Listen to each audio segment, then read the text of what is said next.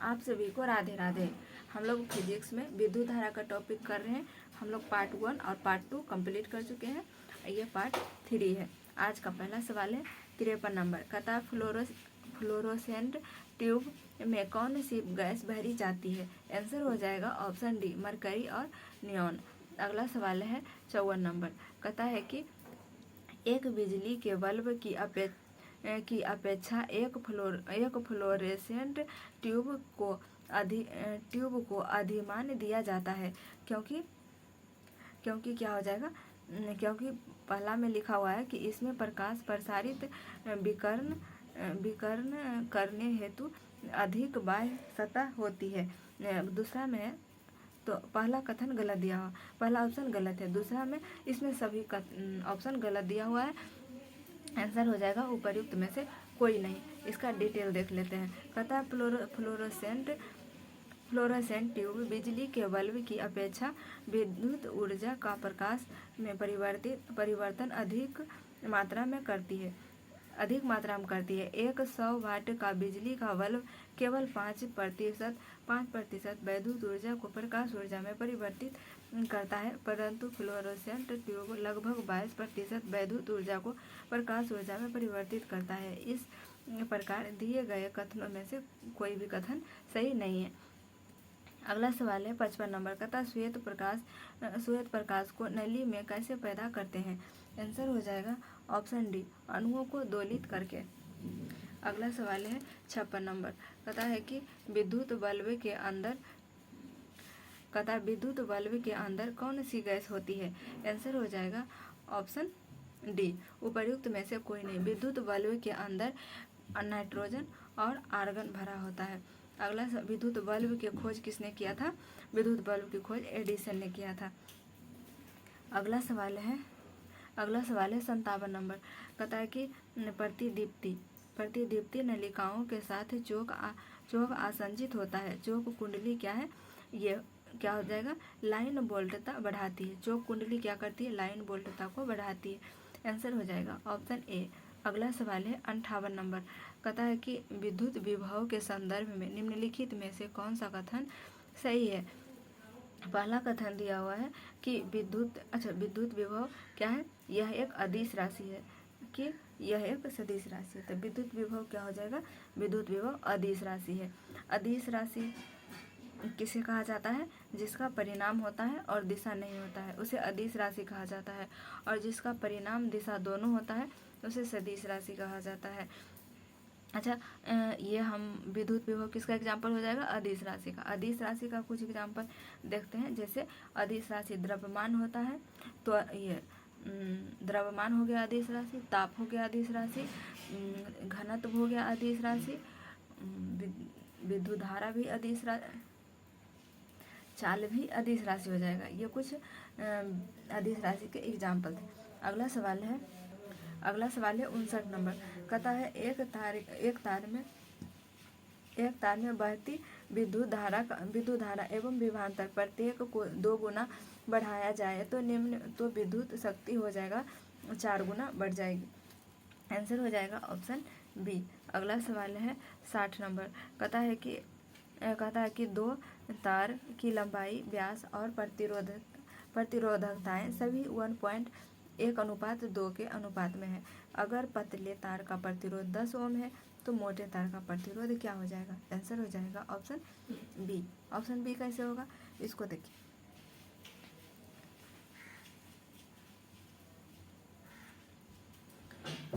अगला सवाल है 61 नंबर। कहता है कि 61 नंबर सवाल में कहता है कि समान प्रकार की छोटी बूंदे वोल्ट तक आवेशित की गई है।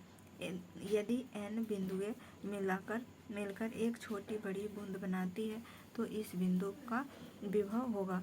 आंसर हो जाएगा ऑप्शन ए, n⁻²/3 वोल्ट। अगला सवाल है 62 नंबर। कहता है कि नीचे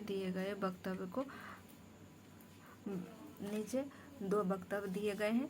इनमें से एक को कथन और दूसरे का कारण होगा। क्या होगा?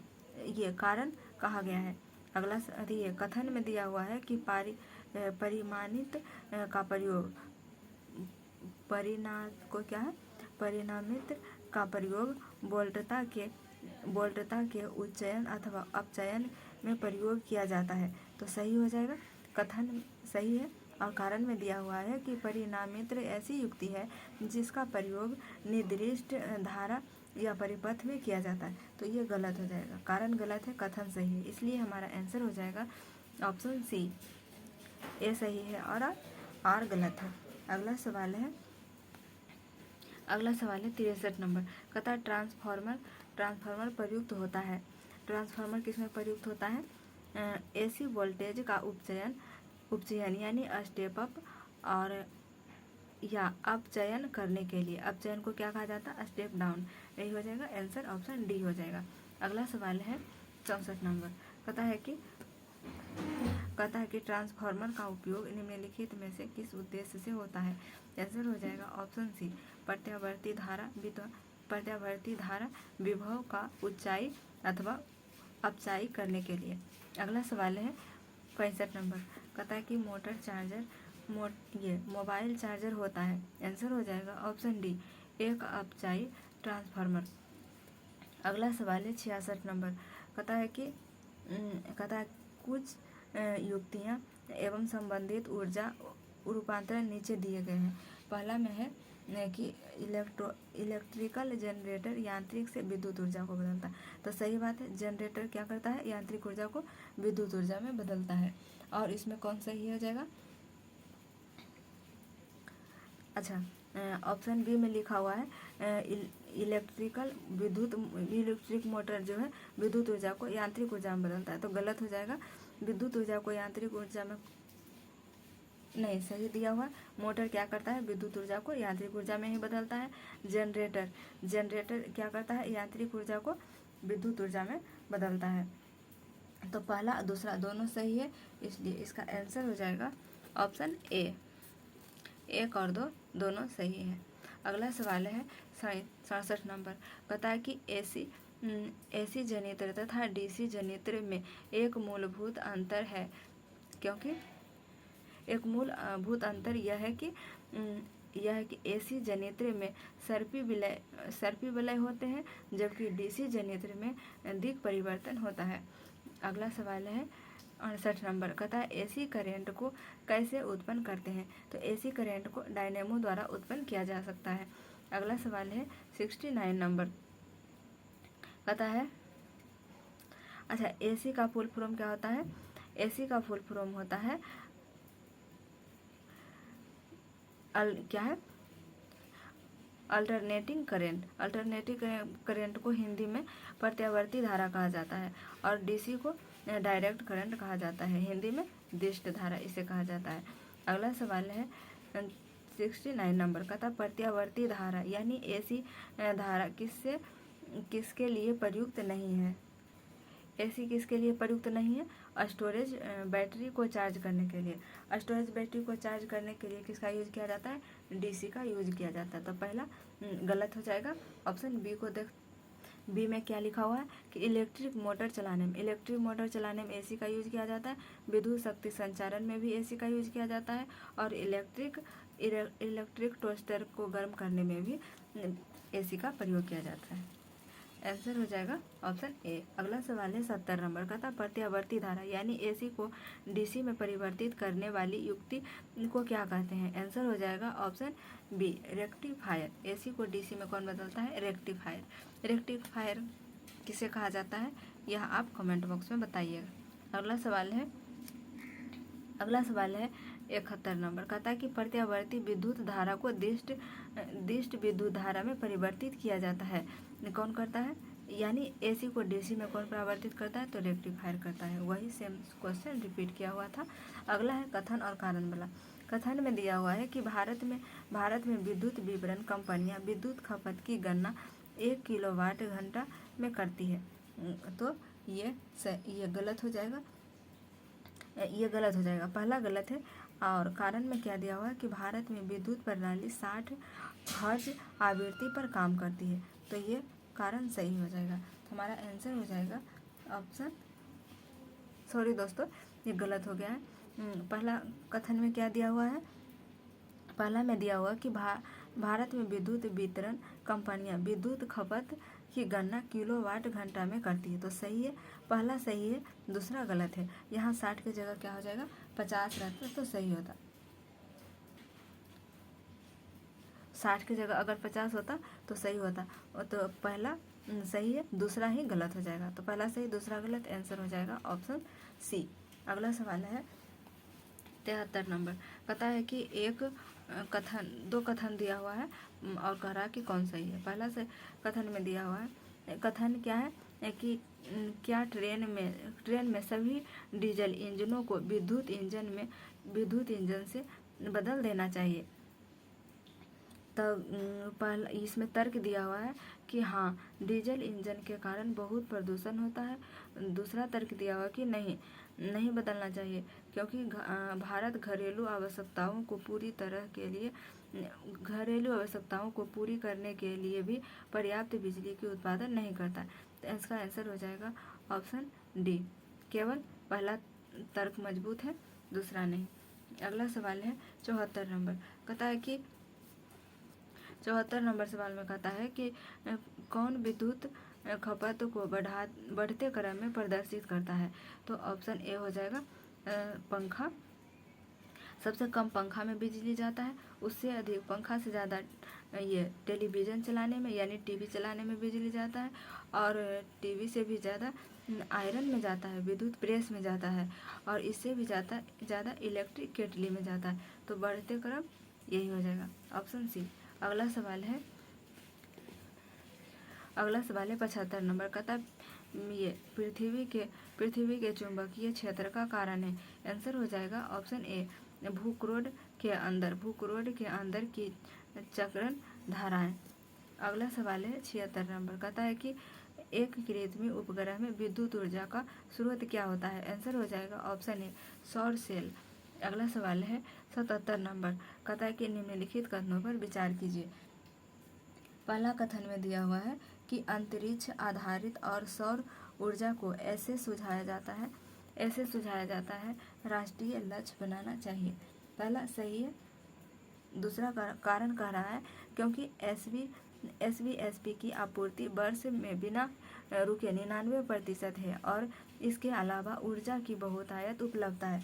तो दोनों सही है और व्याख्या भी कर रहा है। तो आंसर हो जाएगा ऑप्शन ए, दोनों सही है और व्याख्या भी कर रहा है। आंसर क्या हो जाएगा ऑप्शन ए। अगला सवाल है 78 नंबर। कहता है कि सौर शक्ति उत्पादन के लिए प्रौद्योगिकी के संदर्भ में निम्नलिखित कथनों पर विचार कीजिए। पहला कथन दिया हुआ है कि प्रकाश वोल्टीय प्रक्रिया एक प्रौद्योगिकी है जो प्रकाश के विद्युत में प्रत्यावर्ती रूपांतरण द्वारा विद्युत जननी करती है, जबकि सौर तापीय प्रक्रिया एक प्रौद्योगिकी है जो सूर्य की किरणों का उपयोग ताप जनित करने के लिए करती है, जिसका आगे विद्युत जनन प्रक्रिया में उपयोग किया जाता है। तो सिर्फ पहला ही सही है, आंसर हो जाएगा ऑप्शन ए। अगला सवाल है 79 नंबर। कहता सौर जल में पंपों के संदर्भ में निम्नलिखित कथनों पर विचार कीजिए। इसमें ना तो पहला सही है और ना ही दूसरा सही है। इसका डिटेल देख लेते हैं हम लोग। कहता है कि सौर जल पंप एक ऐसा विद्युत पंप है जिसमें विद्युत एक या एकाधिक फोटो वोल्टेइक पैनल द्वारा प्रदान होती है। सौर जल पंप में सौर ऊर्जा का प्रयोग पृष्ठीय पंप तथा निम्न जाति पंप दोनों के लिए होता है। यह पंप सौर ऊर्जा का प्रयोग अपकेंद्री तथा पिस्टन वाले पंप के लिए भी करती है। अगला सवाल है 80 नंबर। कहता है कि निम्नलिखित में से कौन सा तत्व सोलर सेल में प्रयोग किया जाता है। सोलर सेल में किसका प्रयोग किया जाता है, सिलिकॉन का प्रयोग किया जाता है। आंसर हो जाएगा ऑप्शन ए। अगला सवाल है वोल्टीय सेल होता है। वोल्टीय सेल क्या होता है, सौर सेल होता है। आंसर हो जाएगा ऑप्शन ए। अगला सवाल है 82 नंबर। कहता है कि फोटो वोल्टीय सेल संबंधित है। आंसर हो जाएगा सौर सेल से। अगला सवाल है 83 नंबर। कहता है कि सौर ऊर्जा को विद्युत ऊर्जा में किसके द्वारा परिवर्तित किया जाता है। तो सौर ऊर्जा को विद्युत ऊर्जा में परिवर्तित कौन करता है? फोटोवोल्टाइक कोशिका के द्वारा। आंसर हो जाएगा ऑप्शन बी। अगला सवाल है 84 नंबर, कहता है कि कौन सा फोटो इलेक्ट्रिक उपकरण डिजिटल अनुप्रयोग के लिए सबसे उपयुक्त है? आंसर हो जाएगा ऑप्शन बी, फोटोवोल्टिक सेल। अगला सवाल है 85 नंबर, कहता है कि फोटो इलेक्ट्रिक सेल एक ऐसा उपकरण है जो कि क्या है? प्रकाश ऊर्जा को विद्युत ऊर्जा में बदलता है। अगला सवाल है 86 नंबर, कहता है नेट मीटरिंग को कभी कभी समाचारों में किसके प्रचार के संदर्भ में देखा जाता है? आंसर हो जाएगा ऑप्शन सी, एक बिलिंग तंत्र जो सौर ऊर्जा प्रणाली मालिक को ग्रिड में जोड़ी गई बिजली का श्रेय देता है। आंसर हो जाएगा ऑप्शन सी। अगला सवाल है 87 नंबर, कहता है कि भारत में सौर ऊर्जा उत्पादन के संदर्भ में नीचे दिए गए कथनों पर विचार कीजिए।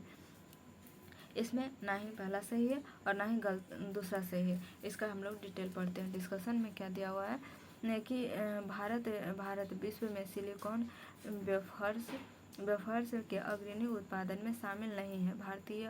भारतीय सौर ऊर्जा निगम लिमिटेड नवीन और नवीकरणीय ऊर्जा मंत्रालय के अधीन सार्वत्रिक क्षेत्र का यह एक निगम है। इसका उद्देश्य भारत और विदेश में नवीकरणीय ऊर्जा परियोजना के विकास और क्रियान्वयन के संबंध में एक एकीकृत कार्यक्रम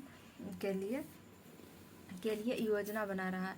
ये लगभग करेंट अफेयर का क्वेश्चन है, उतना एलिवेंट भी नहीं है। अगला सवाल है 88 नंबर, कहता है कि भारत में पवन ऊर्जा दक्षता का संबंध निम्नलिखित में से कौन सा कथन गलत है? गलत पूछ रहा है। तो पहला ऑप्शन में लिखा है कि भारत में पवन ऊर्जा क्षमता में महत्वपूर्ण वृद्धि हुई है। सही बात है। गुजरात में देश की कुल पवन ऊर्जा क्षमता लगभग 22% है, यह भी सही है। और वर्ष 2021 में तमिलनाडु में पवन ऊर्जा क्षमता देश की कुल क्षमता का 24% रही, यह भी सही है। ऑप्शन डी गलत दिया हुआ है कि पवन ऊर्जा क्षमता में मध्य प्रदेश का देश में तीसरा स्थान, यह गलत दिया हुआ। ऑप्शन डी गलत है। अगला सवाल है 89 नंबर, कहता है कि निम्नलिखित में से कौन सा कथन गलत है? कौन सा कथन गलत पूछा? पहला है कि भारत पवन ऊर्जा स्थापित क्षमता के आधार पर विश्व में चौथे स्थान पर है, यह भी सही है।